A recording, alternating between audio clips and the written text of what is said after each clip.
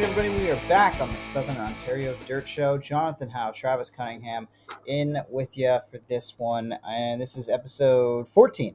This is the Tony Stewart podcast, or who do you think of locally in a 14, Travis? 14H, Jim Hoopinin. Yep. Is the one who comes right off to mind. And then another one I thought of was Alan Johnson, won the Merrittville Championship in 1998. In a local-owned car, 5-0 taxi. Mike Maroney owned car. And yeah, he was 14J. Cool. Yeah, and I first one I thought it was Hoopinin for sure, because I think, correct me if I'm wrong, I think Hoopinin even has like the classic, like, well, I guess it's AJ Foyt, but the Stuart Haas font too, right? I'm pretty sure he stole that from AJ. Yeah, looks pretty similar to all that, yeah. Who are other 14s? I thought of Lubeck. Yeah. Well, he's 13. Or no, 14-0. What am I saying? Lubeck's 13? Lubeck's 14, yeah. Yeah, 14-0. Oh my gosh. Because I was thinking, I don't know why I thought 13. There's too many like numbers that are so close in the mini stocks. Like we had what, 3 13s I think that came up from the mini stocks alone last week.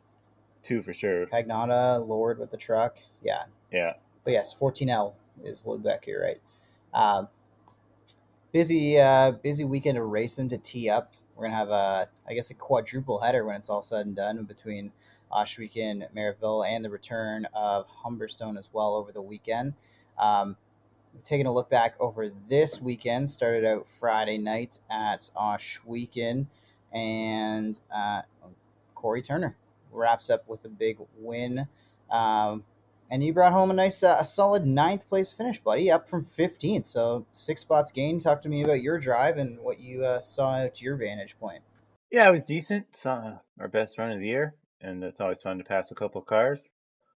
Yeah, just got to get the heat races a little bit better and start up closer to the front. But definitely, car was driving pretty good last week compared to other weeks. And yeah, Corey did his thing.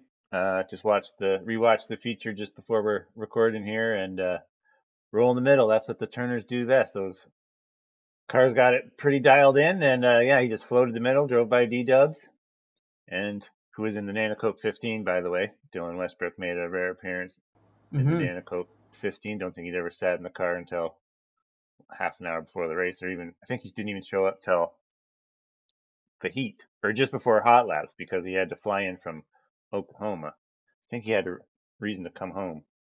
I forget what it was, but I know they had Sean McClellan filling in the 47X out in Oklahoma on the weekend. But yeah, Dylan was home for some reason and drove the Nanocoke 15, finished second, but couldn't beat Corey. And who rounded out the podium again? Yep. Matt Farnham. Yeah, of course. Yeah, Farnham. He started deep, so he must have been plus quite a few because he was only a few ahead of me when we started. I remember seeing him. Yeah, he started 10th. Yeah, so plus 7. Got me by 1. Yep. I was plus 6. Good run for him. Someone we're going to catch up a little later on the show is the winner of the Crate Sprints, his 3rd win of the year at Ohsweken. Darren Dryden in the 12 Double D started 5th, brought it home first over Jesse Costa and Mike Bowman on the podium as well. Yeah, it could be fun to talk to Darren. I don't think I've ever even talked to him in my life before. This is going to be the first time when we talk with him in a couple minutes here. But yeah, he's been rolling good. I just watched his replay as well, and he said in Victory Lane how they're normally not good on the slick tracks. But last week it was super slick, and he had it dialed in. It was a pretty boring race for him, really. It looked like just got the lead and rolled the bottom, and no one was able to get him. Didn't really see anybody. Costa was coming on the high side, but he never really got like beside him. So I don't really know if Darren knew there was severe pressure or not. But yeah, he rolled the bottom and picked up the win in the slicky. Yeah, we've talked about it in the past. It's kind of like when you're in a sprint car, there's not really the visibility to see that a guy's coming up on you. You're kind of just gauging it on what little view you can have, and basically the sound around the outside, right? If you're rolling the middle or rolling the inside. Yeah, 9 times out of 10 you're going to hear him before you see him in a sprint car because the guys on the top got to gas it up a lot more to keep the momentum up, whereas the guys on the bottom got to kind of tiptoe more. Tiptoe the tulips, as Chet Christner, USAC announcer would say. I love that one. Tiptoe the tulips. Yeah, that's basically what it feels like. Just yeah, like there's an egg under your. Just got to hit it perfect. But yeah, it's really hard to see when someone's coming around you, and you definitely hear them first. even in modifieds are like that too, because modifieds got those windows on the side and now the sail panels. It's really hard to see in like a 358 sportsman style car as well. When there's something, you always hear them first as Definitely. well. Yep. Dave Bailey making up a ton of spots in the Thunder stocks. He made it up from 21st to grab the win after starting 21st. He goes all the way to first. Wow. Uh, Sometimes Bailey does things in a Hoosier stock or Thunder stock, street stock, whatever you want to call it, wherever you are in the Southern Ontario racing world. It just it really just blows my mind. Like he's just, and I think biggest thing too is he's just so smooth about it. Like I am so excited to see what he's got in a NASCAR Pinty's car at Ohsweken, stacking up against a field of drivers. Some have dirt experience, but I don't believe most of them do. So it's going to be really awesome to have a local guy like him to cheer for in that race, the Pinty's 100, in a couple weeks. Yeah, I saw on the broadcast they mentioned how like Bailey says he likes starting at the back, and obviously for a guy like him who can win all the time, it must be super fun to pass 20 cars a week and still win the race. And yeah, what a 20 lapper, so that's a car lap you got to do to get that done. Yep. And super impressive, no doubt about it. And Ryan Beagle was second. No surprise there. He almost like maybe if it was a 30 lapper, Beagle might have won. He's definitely better than Dave in 1 and 2, but Dave was better in the money corner, 3 and 4, and he was able to come home with the win again. And yeah, like the Pinty's car you said, I can't wait to see what he Yeah, does. Beagle's had some good runs. Yeah, because Beagle's had some great runs as of late. That big dog he's got that 84 arcade dialed in. It looks strong. Anytime he shows up to Merrittville, he's always an immediate threat within the top five. Somebody else is also an immediate threat in the top five. Mark Fawcett. He also rounded out the podium at Ohsweken on Friday night. Um, Rob Hoskins, good to see the 37 up inside the top five, and Mike Glazinga rounded out the top five there as well. Taking a look now at the mini stocks. Eric York, first guy in a while not named Tyler LaFontaine to grab a win. Eric York in the 51 wins it over Wade Thorne. Ryan Hiller, Fabio Oliveri, and Tyler LaFontaine, who started 19th, made it only up to 5th, which it feels weird to say he struggled, but I guess Tyler kind of struggled there. well, yeah, there was a big wreck, which a big hard hit for Tristan Da Silva. That was mid, and LaFontaine got caught up in that. So I think he would probably have to start at the back, and then after that would have to go to the back again. So he had to come up through twice. So to still get fifth is pretty intense. But yeah, good to see Silva okay. De Silva after that yeah, nasty hit for a mini stock. So they went 6 wide, coming out of 2 down the back chute, and for once it didn't work. Usually they can get away with that, but I think it was Lubeck caught the outside wall.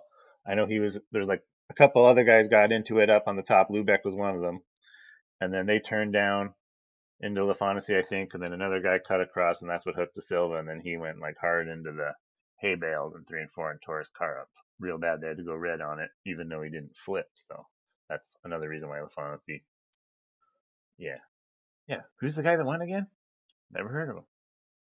Well done. Uh, it was Eric York. Eric York in the 51 grabbed the win. Yeah, I was just watching that before we started, so I got it on mute, and I saw the guy in victory lane. Yeah, so congrats to Eric York. Uh, yeah, I am guilty about not watching many other races other than the crate sprints when I'm racing at the res. Well, I Guilty. mean, you do have a job to do when you're at the racetrack, and I don't know how you can have time to watch any other races. I'd be so like walking and pacing around the car the whole night. Somebody would be like, "It's time to go." Oh, I do that. Oh, I bet. But the crate sprints, you just watch it to see what the track's doing for the most part. That's why most of us are up there watching that one. Yeah, can you learn a lot?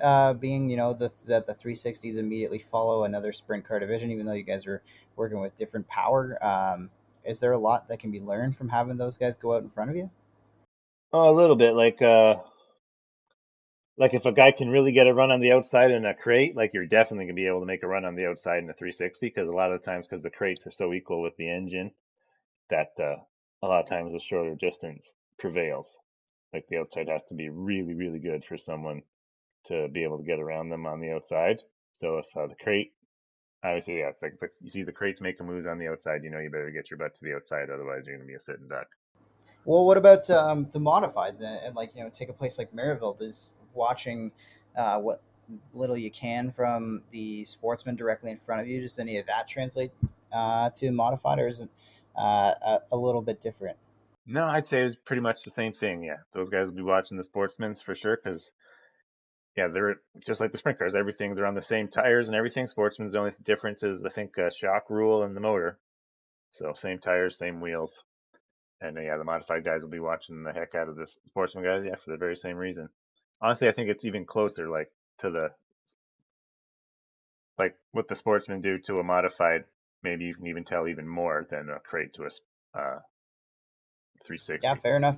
And we had a rare reverse this weekend, transitioning to Merrittville Speedway. A rare reversal where the sportsmen were the final race of the night.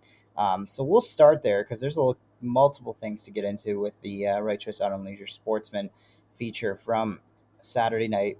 So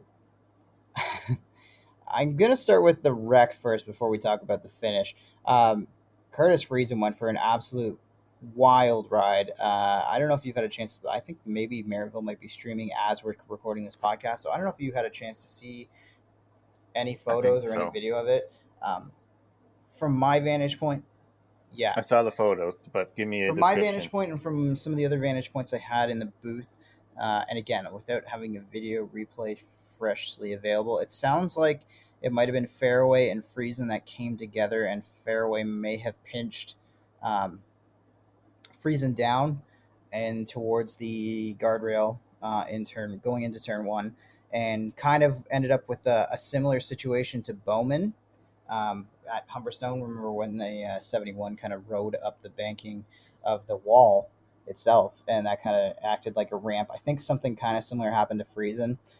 Definitely a scary looking wreck. The car was in, I would say, much more shape, I think, than even Bowman's wreck at Humberstone. It was really, really good to see Curtis walk away. And again, I haven't seen a full replay, so I don't really know what the details of this conversation was. But Friesen walked all the way from the car directly down to Fairway. They had a conversation under red on the racetrack. Fairway still in his car.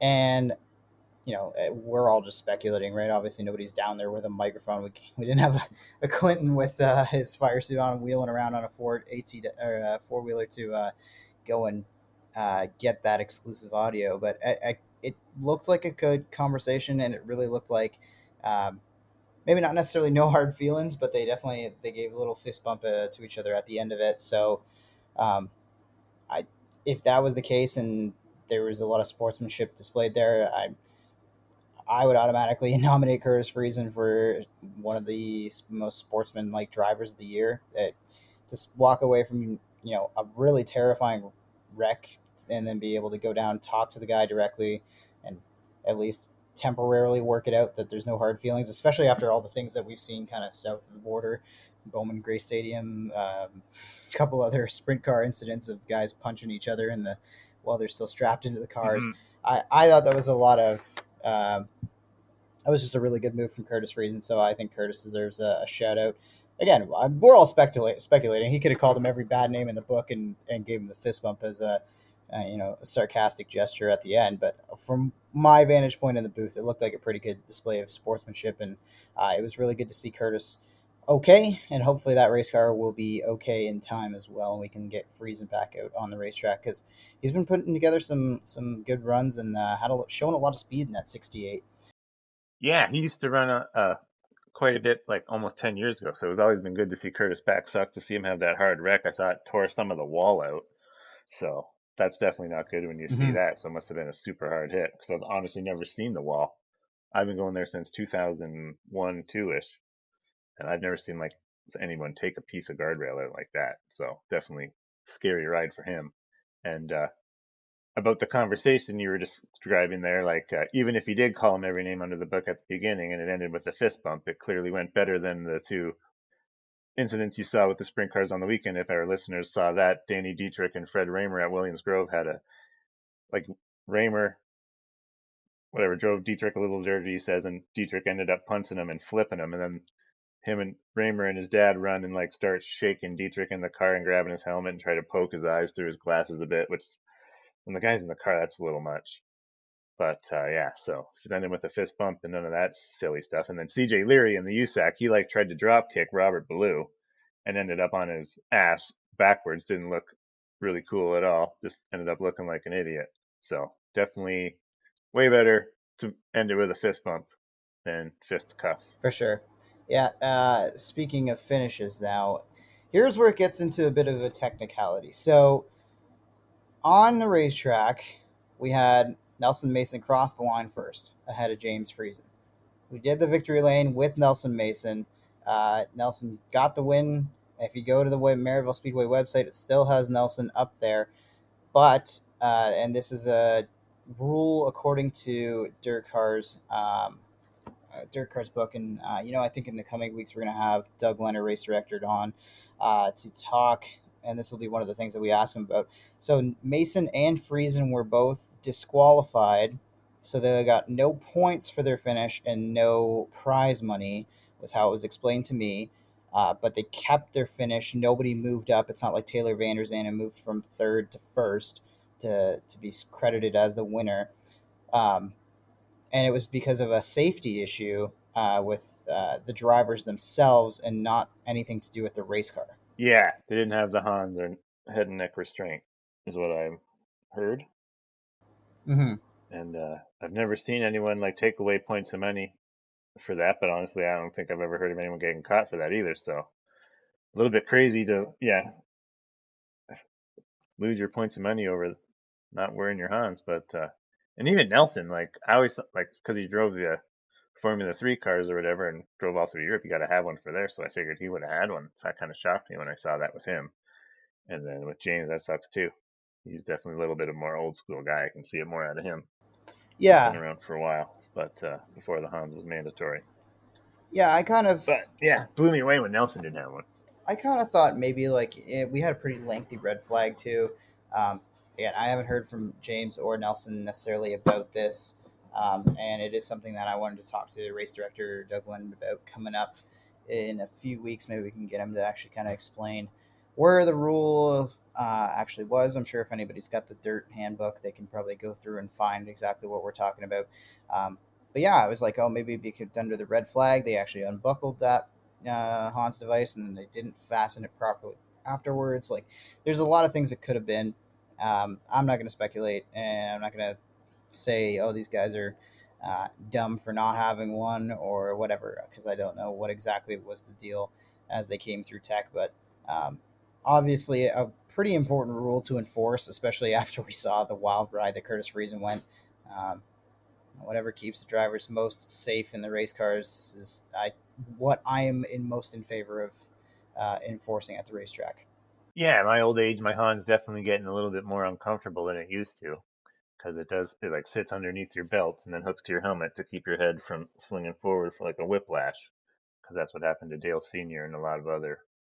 That's why people implement it because it was like a basal skull fracture. That's the easiest thing to happen to a race car driver in the cockpit, really, especially on frontal impacts. So I definitely would never run without it, but the Hans is starting to get a little uncomfortable for me. I can see why people just say, just leave it off and uh, kind of just trust it or whatever. But yeah, I saw it like the Simpson one is different. Like it straps to you this way, like across the front of your chest, and then like there's just a little bit of carbon at the back that looks maybe could be more comfortable than the way the Hans has to sit under your belts, and it's kind of hard to get it positioned right. It's been getting in my collarbones recently, and like I have to put a pad there. So yeah, but I definitely wouldn't get in the car without it. Time to hit the gym, Travis. You got to build some traps or something. Build some extra muscle there to pad No, it. yeah, that's half the problem though, because I used to be a little bit heavier, and since I've lost the weight, now my collarbones stick out more. I think is half the problem. You know what I mean? Yeah, Yeah, I can see that for sure. Uh, and yeah. then, so obviously the Sportsman closed out the night. They immediately followed the 50 lap Jerry Winger Memorial Race, which the curse is over. Travis, since I've started at Merrittville Speedway, I've heard so many things, and obviously being a fan when I was a kid, I was very familiar with the name Pete Bicknell, but I have never had the chance to call a race where Pete actually won. I've always either been away when he's won, or he's close but doesn't quite get it done when I actually am on the call.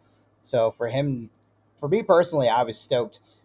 Just that I'm not the jinx, I'm not the curse. Pete is able to win even when I'm at the racetrack, and obviously he wins a big one, winning the 50 lap Jerry Winger Memorial. That car was on a rail, man. Starting on the front row, obviously had that advantage, but Pete was flying. Yeah, and let's not forget this is like his first weekend sweep, and we were thinking at the shop at least 5 years, probably more, where he won Ransomville Friday night too. And yeah, I heard it was an old-fashioned early 2000s Pete Bicknell ass kicking up at Merrittville on Saturday, and I'm honestly bummed I didn't get to see it. I wish I would have gone now for sure. I should have sucked it up. But yeah, great to see Pete back in victory lane, and you got to credit the little feud with Williamson that he's been having. Like honestly, I think it's woke him up a little bit, and like he's driving harder than ever I've seen in the past 3 or 4 years, and I love to see it. Like honestly, like people always talk about older racers, but they don't win. You know what I mean? Like Ken Schrader does win every now and again, but for Pete at 67 to have 3 wins under his belt this year is insanely impressive, if you ask me. It's very impressive. Like winning a 50 lap feature in your 50th year of racing, it's mind boggling. It's something I literally used it as a trivia question when I was filling in for the News Talk 610 producer role this morning on the morning show. They were doing like a trivia contest, and our host handed the question duties over to me. She's like, "Yeah, come up with a trivia question that somebody in Niagara is going to know." And I'm like, "How many years has Pete been racing?" And you'd be surprised. A couple people actually were pretty low on their initial guesses. Some people texted in with like 23. I think I saw a 34, a 45. So we're starting to get closer to the ballpark. But then, yeah, somebody finally hit it with 50 years, 50 seasons of racing for Pete Bicknell, and still just as good as ever, just as competitive. Like we are really talking about a potential championship for Pete. I think on this side of the border at Merrittville. This could be. I mean, I don't have the standings in front of me, but he's got to be getting back into the battle, especially with that win. Yeah, for sure. And I still haven't checked the schedule to know if Matt's got to miss more races or not. I feel like he definitely has to. Like on Labor Day, I think there's a show he's got to miss for sure every year. It's usually like that. But yeah, I think he's definitely second in points anyway. But Well, I just opened it. I double checked. Uh, as of July 23rd, Pete is up 4 points on Matt Williamson, 12 on Ryan Susie, and 14 on Gary yeah, Lindbergh. so there he is, leading the points. And like that, I was going to make a comment about like how that person guessed that he's been only racing for 23 years. That's, I think, how many championships he has at Merrittville. It's got to be 20, maybe 24, going on 25. It's up there. So for him to be, yeah, so 20 championships at one track alone, not to count his Ransomville ones, which is almost in the double digits, I think, if not. And then there's Weedsport one, and I'm sure I'm missing some Humberstone ones. Yep. Yeah, it's a pretty wild racing career that Pete has had, and a lot of history, and it's just not slowing down anytime soon. Somebody who's got a whole bunch of time in front of him in his racing career, Donny Lampman scored the win on the Hoosier Stocks. He's going to join us in just a couple minutes here. We're going to catch up with for our first Hoosier Stock guest, actually, Donny Lampman. Um, and I gotta say, I got it wrong. He scored That's his second win of the season at Merrittville. I think in the initial press release I put out that I thought it was his first win. I knew he'd won. I think he's got one or two features at least at Ohsweken already this year. But yeah, he's got a win at Merrittville back in May, and then followed it up tonight, or well, this past weekend, I should say, with started on pole, and nobody could catch him. The guy was looking really, really strong, and I had to hold off some of the best because, again, another great feature. The Hoosier Stocks at Merrittville have been phenomenal racing this year. Easily the most entertaining class week to week in terms of competitive battles for the win, even with the dominance of a guy like Dave Bailey. Yeah, just the racing in Merrittville in general has been amazing. But for Donnie to pick up another win, super awesome for him. I think was in the metric car as well. So him and Chris Hale are Mm-hmm. pulling the weight for the metric boys this year. I think they both have wins in the Monte Carlo style car over where most guys have the Camaro. And yeah, pumped to talk to him. I don't think I've ever really talked to him before. It's just like Dryden. So, two guests this week that this is going to be my first chat ever with them on the show. Mm-hmm. And don't look now. Josh Slider reels off another win in the Rona Dodge Mod Lights, wins it over Bigelow, RJ Pitts, Iftati, and Winger. Yeah, I think we kind of poked the bear. Had him on the show, asked him some questions about the car, questions about the chassis that he's been working on, and obviously it is dialed in now because he's really starting to put together some good runs, back-to-back wins at Merrittville. Yeah, was there any cautions this time? That is a good question. I think there was a couple Because early, but I don't think anything late, if I remember correctly. I'm pretty sure we had a caution maybe on the first, maybe two within the first 8 laps, but I think we had like something like an 11 lap run to the flag, and I think Bigelow could have maybe caught him if he had a little bit more time, but uh, Josh looked pretty strong, man. Like I think Josh was pretty modest in victory lane, but he's definitely yeah, yeah, looking good. he's looking pretty Probably good. starting to learn what works after he got his first win there. And yeah, just ask for the cautions because even if there was a couple early, that was still easier for Bigelow to catch him than last time, or harder. Yeah, easier because last time there was zero cautions. So yeah, Josh is getting that Savage chassis dialed in, and I'm sure he's super pumped up because, like we talked to him about it, they build those cars in house. Yep. So I think it is time now to tee up what is going to be a very busy weekend for us at the racetrack. It all starts with Friday night at Ohsweken. We're looking at it's Club 54 racing night. So the Crate Late Model Tour is there. 360s are there, vintage cars, and Thunder stocks. Um, you're going to be racing Friday night, and then you're in the booth 2 nights over the weekend, correct? Yep, race Friday last weekend, like you said, with the late models, vintage, and mini streets. Yeah, streets. So going to be track will be a little bit different with the late models instead of the crate sprints. Be interested to see what those cars do with the track because they're a little bit heavier cars and they just the way they work it. Like if they go out before us, it could be a little bit different, I think. But yeah, I'm just glad we're on the card and Crate's got the night off because the next night I'll be announcing at Humberstone and the Action Sprint Tour and the late models are the two headliners that night, as well as what was it? The Legends cars and vintage as well. Yeah, Legends. That's going to be different. Quick Legend series. I think these guys are on road courses and they run pavement ovals and even now a dirt oval. I'm pretty sure that's what that series does. Could be wrong. Wow. Yeah. So pretty unique night of racing for you to call Saturday night. Yeah. So yeah, you get, like you said, you got the crate sprints, late models, nostalgia tour, and the legends over at Merrittville. I'm gonna be calling the racing action there for exclusive imprint night. We have all 5 of our regular classes in action, plus the V6s. So busy night of racing there. 6 classes going at Merrittville on a Saturday night. Um, Hopefully, this is the weekend we need all the race fans to uh, divide and conquer. Maybe bring your extra friends out to Port Colborne, go to Humberstone, bring your extra friends from St. Catharines area out to Merrittville. We'll try to make the best of 2 different tracks in the same area racing on the same night. Then Humberstone also follows it up with another race Sunday, which I will be joining you for July 31st with the modifieds, dirt car sportsmen, street stocks, and the mini stocks, as well as the mod lights are going to be racing on the Sunday night as well at Humberstone. So busy night of racing. It'll be fun to get to work with you again on an actual broadcast call. I think I missed the last one for radio commitments. So good to be back at Humberstone. Yeah. Pumped to work with you again and pumped about the show. Modified's more of a normal Niagara card with the modified sportsmen, streets, minis, and all that. And spectator one-on-one both nights. So get your street cars ready. And last time there's only 7 cars, but it was pretty stinking entertaining. I stood between the wall and the fence, and yeah, I stood like right in turn 4, and there was a couple guys on the hammer and full lock left, right front, screaming for life, dear life, coming right at me, and it was scary. I'm not gonna lie. So I'm looking forward to the spectator one-on-ones too.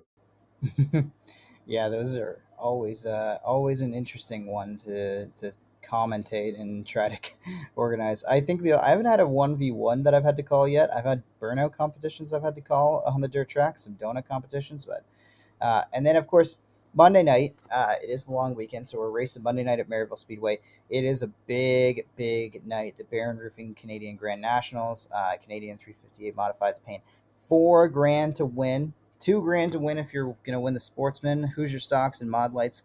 Uh, Hoosier Stock's also making $2,000 to win, and then 1,000 to win for the Mod Lights and 4 cylinders. So lots of money being handed out to the drivers who win, and also lots of money going to be handed out to one lucky fan that night, as we're giving away $1,000 at the racetrack just for showing up.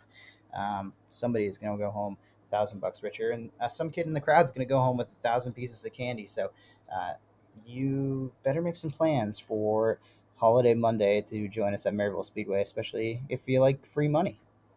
The money sounds awesome. The 1,000 pieces of candy make my teeth hurt just hearing about it. But yeah. Yeah. Well, Hmm.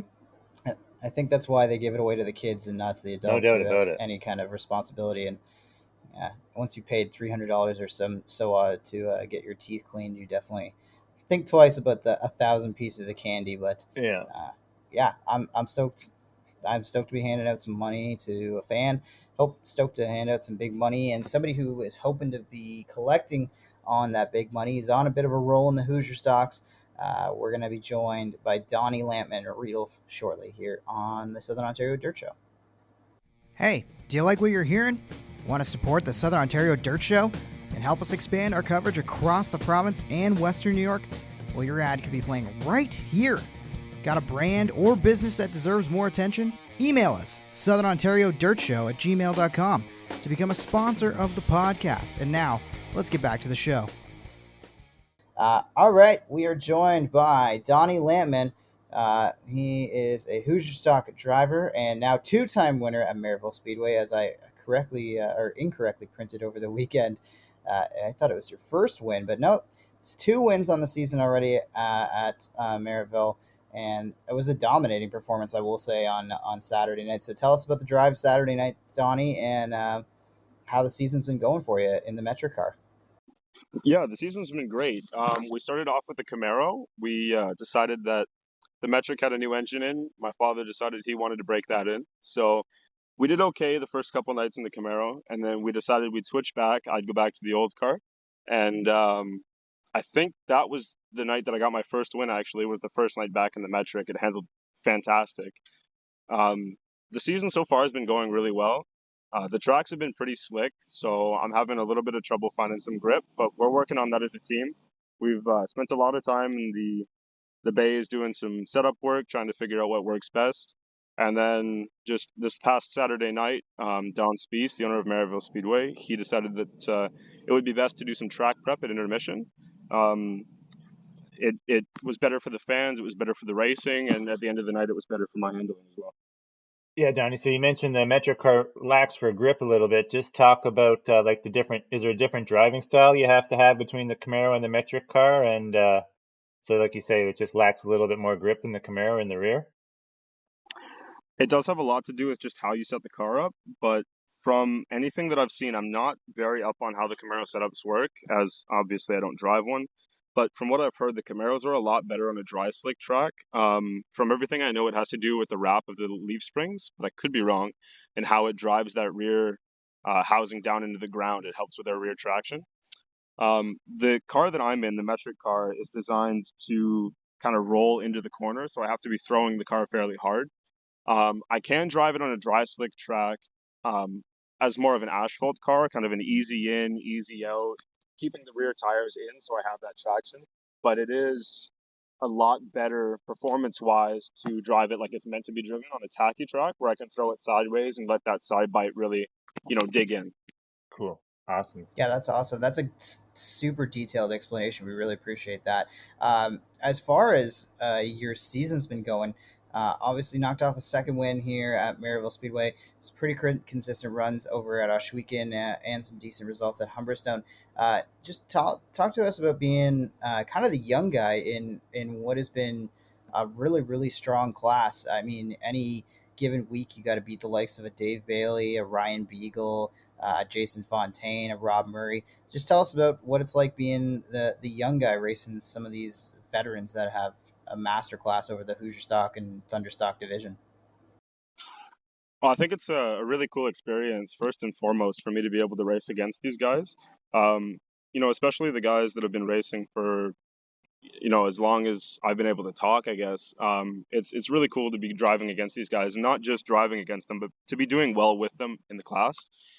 I started off in the karting division when I was 5. I think that the time that I was in the karts was really good for learning my driving style and how to be smooth in the car. It was a fantastic learning experience, and from everything I've heard, anybody that came up through theirs had a lot of good things to say about the experience they've gained. So I think that mixed with the fact that I kind of got a jump start with my father having that setup ready and having a good car provided for me. The first few years were a big learning curve from a car where it was really easy and easy out to a car where I'm supposed to, get into the groove of throwing it on a tacky track. But as the years went on, it's gotten better. The butterflies that I used to have, they don't come anymore, or not nearly as much. And at the end of the day, it's a lot of fun to be able to go out there and turn laps, tight laps with guys that are, really good drivers. Like for example, on Saturday night, I think we had maybe 10 laps where me, Dave Bailey, and Kyle Pelrine were all like fender to fender. It was amazing racing. Sweet. Okay, so Donnie, I've seen you from all the way from the go-kart days when like you were at the back of the go-karts. I remember you getting your first win, and I remember when you moved up to street stock and you were at the back almost getting lapped in the heat races, and then you got fast and got your first win in there. Just talk about like how it is coming up through the ranks and how you go from when you start and to gain that confidence to become a feature winner. Yeah, it's definitely got its highs and lows, right? So when you first start, it's all fun. And then, as I've heard my dad say 1,000 times, after you get that first top 5 or that first top 3, and you really start to want to be competitive, then that's when the lows start to kick in. So, if you're shooting for a third and you finish 6th, you might be, just a little bummed out. Or if you're doing really well, like a couple weeks ago, we were at Humberstone, and for the second Humberstone race in a row, our team would have finished 2nd and 3rd with my father and me. And that second night, we had a C-clip break in the rear end, and I lost my left axle with 1 to go. So that's the lows of it. But then the highs kind of equal it out, right? So things like the wins, that championship that I got in the karts, being able to move up early into the big cars. Um, like I said before, it's an amazing experience, and it's definitely a highlight of the things I've been able to do in my life so far. There's not much that I can compare to pulling into victory lane and being able to, talk with the fans and have the friends and family there and there with me. Awesome. So Donnie, you mentioned your dad a couple times through it so far through the interview. Just talk to us about whether was your dad kind of encouraging of your racing career at first, or was it something that you kind of had to go out and show him that, hey, I really want to do this and I think I can do it well? No, right from the get-go, he's been the one that's put the first good foot forward for me. When I was a kid, he took me to Merrittville Speedway on a Tuesday night. I would have been, I guess, 4.5 or so, and he took me to one of the karting things, and it was kind of a love at first sight thing. And he was all for it right away. And then that was the start of getting into the big cars for him again. After getting out a while back, he said he saw how much me and or my sister and I loved the karts, and he figured that he wanted to be able to build a team for us to come up into when we graduated that karting experience. So he's done an amazing job as a team leader and as a father of being able to, provide good equipment and encourage me to do better. He's always right there giving me advice. He's telling me what my best strategy could be on the track, how to help set up the car. From the baseline that he gave me, which was fantastic to begin with. So I'd say pretty much everything I've done in racing, he's been the main supporting factor of. Yeah, that's real cool to hear you say that about your dad because like now that you're driving the metric car, all my early memories of Jim are in the metric car, banging the cushion like you say on the heavier tracks where it handles good. And I think I even interviewed him after a couple of his wins. doing that, riding the cushion the whole way around in the metric car, and that's just super cool to hear you talk about them like that. I can, like I say, remember your first go-kart win and all that stuff too. Yeah. Yeah, it's a great feeling to be able to be up there on the high side like he was. It's super fun, and it's a lot of fun too, just to be able to drive like that, right? Like, when I was in the Camaro, it was fun. The Camaro handled fantastic. That's, it's a hell of a car. Don't get me wrong, but I did miss being able to go in sideways and be confident with the car like I was with the metric, just because of the time that I had in that seat.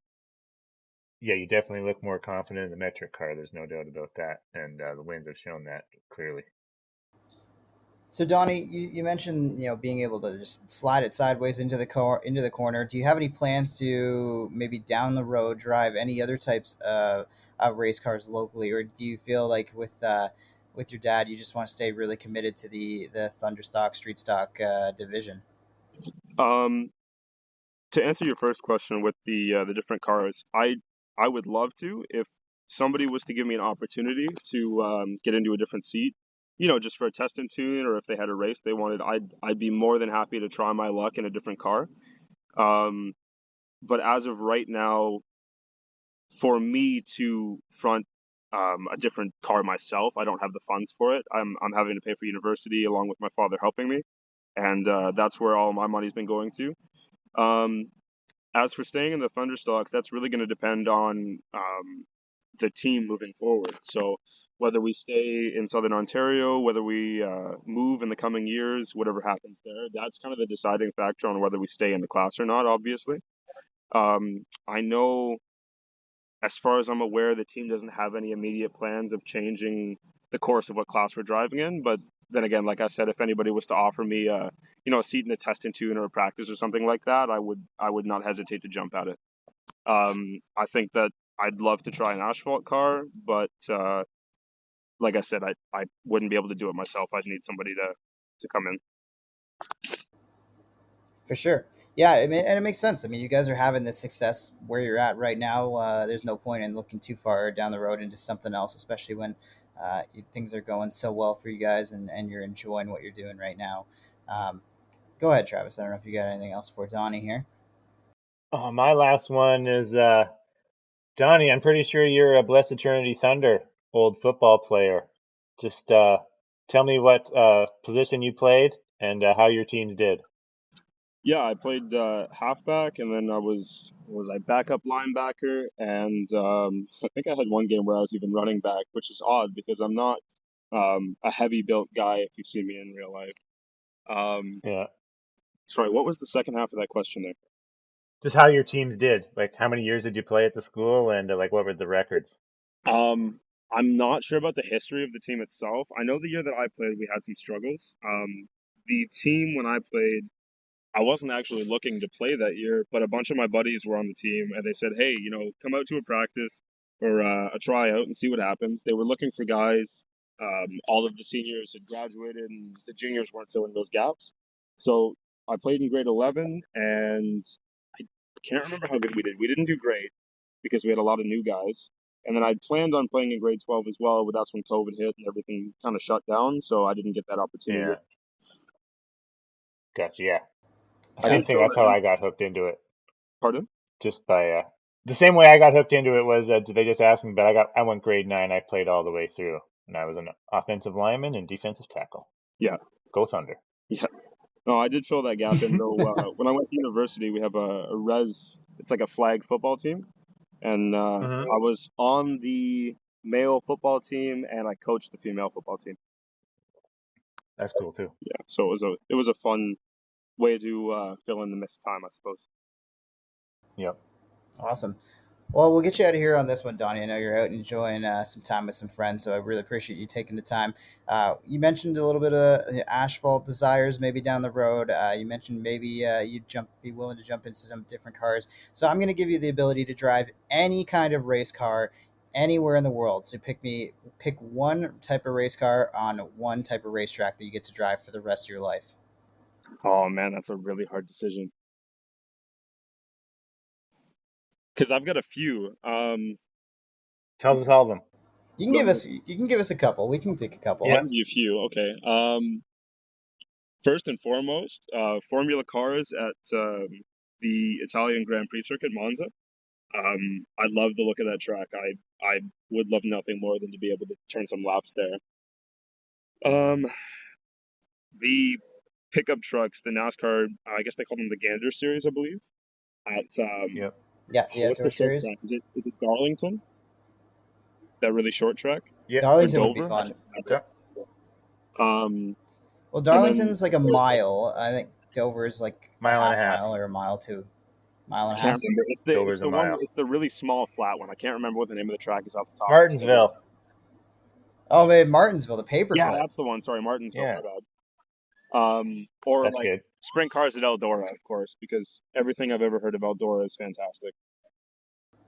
Well, those are some But those Yep, are that's a some good one, good too. options. You're definitely on the board with some favorites. Some that have been mentioned before, and I don't think anybody's mentioned Monza yet. So that one's good. Again, I'm gonna have to put together a whole list. Well, thanks again, Donnie, for taking the time tonight. Go enjoy your night, and hopefully we'll be catching up in Victory Lane at one of these tracks sometime soon. all right, sounds good. Thanks, Donnie. Have a great night, guys. Hey, do you like what you're hearing? Want to support the Southern Ontario Dirt Show and help us expand our coverage across the province and Western New York? Well, your ad could be playing right here. Got a brand or business that deserves more attention? Email us, southernontariodirtshow@gmail.com to become a sponsor of the podcast. And now, let's get back to the show. And we're back on the Southern Ontario Dirt Show. Jonathan Howe and Travis Cunningham catching up with driver of the 12DD Crate Sprint. It's Darren Dryden. Welcome to the show, buddy. Thank you. Thanks, guys, for having me on here. So coming off a winning weekend at Ohsweken, you were able to get another win, the third win of the year for you at Ohsweken in the Crate Sprint. And is that 5 feature wins now? I think on the year. Am I miscounting? Because I think you got into Victory Lane at Humberstone once already this year. No. Actually, no, 3 this year. We've only won at Ohsweken this year. We've had a pair of seconds, Merrittville and Humberstone, Right. so we've been close. And then actually our first win on dirt would have been last year. So we only had one last year, which was at Southern Ontario Motor Speedway. Yeah, definitely close a couple times this year at Merrittville and at Humberstone, some of the shorter tracks. Just talk to us about jumping into the crate sprints and where you came from to get to this point. Yeah, it's actually been a pretty surprising jump into the dirt. I came from asphalt. I grew up karting, did that for several years. Got some championships with that, decided we should move up. Went to a mini stock, lasted about a year and a bit. I decided it wasn't quick enough for me. I just love speed. And after that, we decided to go up to a vintage modified, and didn't last too long there. We had some motor issues. It just kind of get costly, and then all of a sudden we had surprisingly Mac Demand came on board to offer us a ride, and kind of ran underneath him and Andy Macrith for a year, and then we did our own deal with the TQ midgets, and then got picked up by Jeff Durnan. He gave me a really cool opportunity to race for him, and then we decided to do our own deal, keep moving forward. So yeah, now I think we had obviously the COVID years together as a team, and then this year we kind of went full force with Ohsweken and the travel series. So it's been a lot of fun. Yeah, that's cool. I forgot about your TQ midgets. I knew you were in the hobby car for sure, but that's a pretty cool rise through the ranks there. But just tell us about your race Friday. I know in Victory Lane you said it was a slick track, and you're usually not too good in those. So just tell us what it was like to get to Victory Lane in the different conditions and your drive Friday. Yeah, it's actually we were quite surprised on how well it went, but at the same time, with all the research and all the effort we've been putting in, at the same time, it's like it was about time that it paid off, sort of thing. Is kind of how it felt. So we were fighting a lot of mechanical issues throughout. We started dealing with a lot of the slick track with Ohsweken. I know it's been a huge change after the first 2 weeks, and where we had a lot more tack in the track, and we're a lot more comfortable there. So it's been a lot to adapt to a slick track. And yeah, it's just everything kind of paid off, and we're really looking forward to kind of, if we still got it the next time. And we're definitely very hopeful and confident that we can continue this momentum. So Darren, you talk about you're coming from the asphalt world. When you started in karts, was it ovals or was it a street course, road course style setup? And then did you make your way to karts, make your way to dirt? Did you find that transition easy, or was it something you struggled with at first? Yeah, when we started, we actually were racing full time at Flamborough Speedway. They had a track on the infield for the go kart, so it was circuit racing. And then we did a lot of the traveling too, which kind of helped me adapt to new tracks. And I really think that's a huge benefit for a lot of these drivers rather than staying at one track all the time.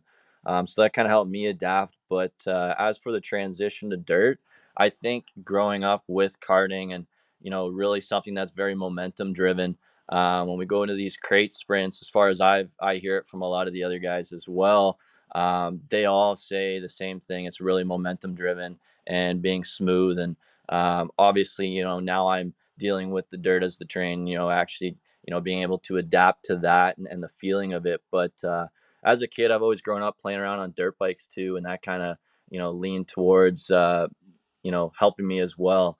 But I really think the TQ midget and being on the edge of almost out of control a lot of the times, people like to say with those things, and I think that really helped me with car control. And while I was doing my first year with sprint car, we were kind of running both. So I think that really helped me too. Running dirt on Friday and then running asphalt the next day, and same deal next weekend. So that was a really cool opportunity.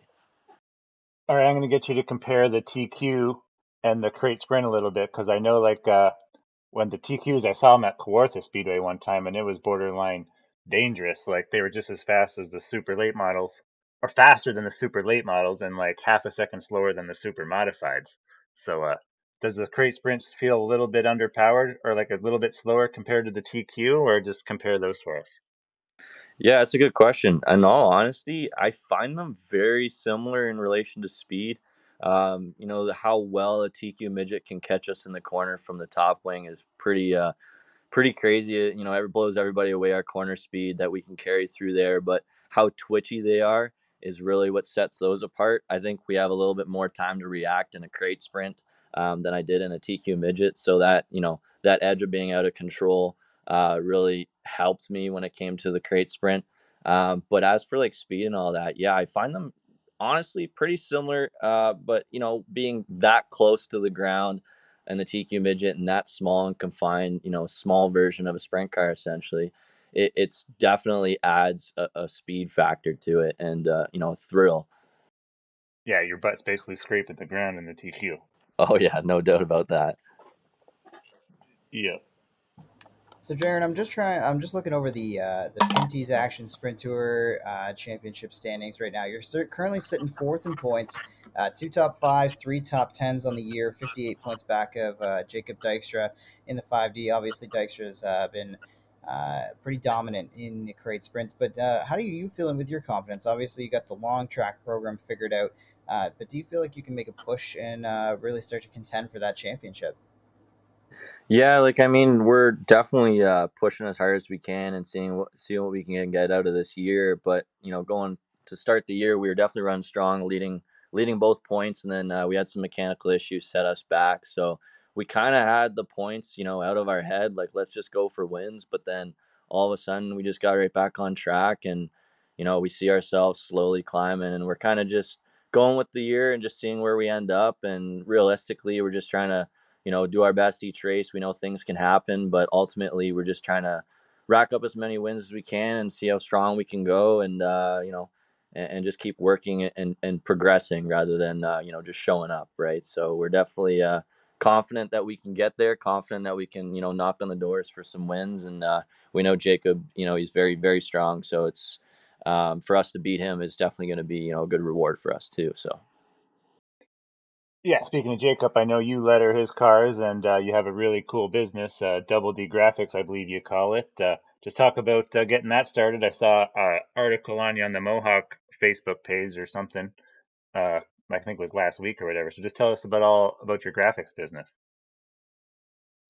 Yeah, it was actually an interesting way that it all came about. The first project was actually me doing my first helmet in basically Sharpie markers, and then I clear coated it, and that just, expanded on doing more helmets for other guys. They wanted me to, marker up their helmets, so I did about 16 of them, and then I went to painting helmets. I did about 60 of them, and then I just started wrapping cars and going beyond that, even doing their suit and all that. So, you think about the Palace Racing crew, we do their whole setup between their car wrap, their suit design, gloves, shoes, their logo design too. So it's pretty cool to work hand in hand with all these competitors, you could say.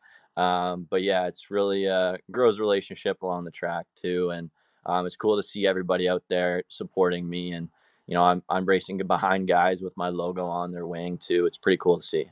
Yeah, that's got to be really cool to see. Awesome. But appreciate you taking the time tonight. Wishing you a lot more success throughout the year. It's been a great one so far at Ohsweken, and I'm sure you're going to stack up some wins and pop up in Victory Lane and a couple other tracks around as you travel around. So thanks for taking the time, Darren, and thanks for being a part of the show. Thanks, Darren. See you Friday. Oh, no, you guys are off. Awesome. Darren Dryden on the Southern Ontario Dirt Show. And the checkered is out on another episode of the Southern Ontario Dirt Show. Be sure to rate, review, and subscribe for future episodes. Connect with us on Facebook, Twitter, Instagram, and TikTok at Southern Ontario Dirt Show. Have a question for the show? Email us, southernontariodirtshow@gmail.com. Thanks for supporting local racing in Southern Ontario, and we'll see you at the track.